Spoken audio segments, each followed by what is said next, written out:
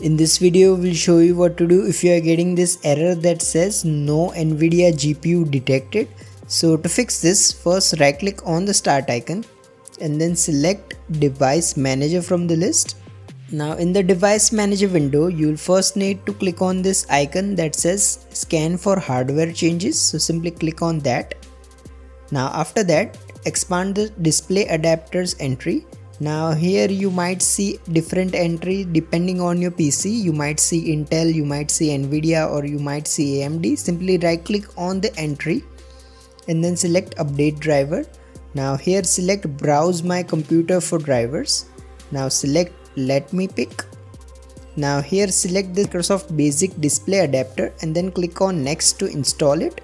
However, if the NVIDIA driver is still not detected after this, repeat the same steps and then uncheck this show compatible hardware. Now here go to NVIDIA.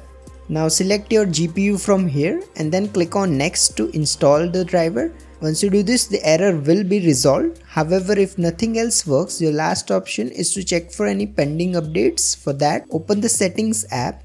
Now head to this Windows Update tab and then install any pending updates from here.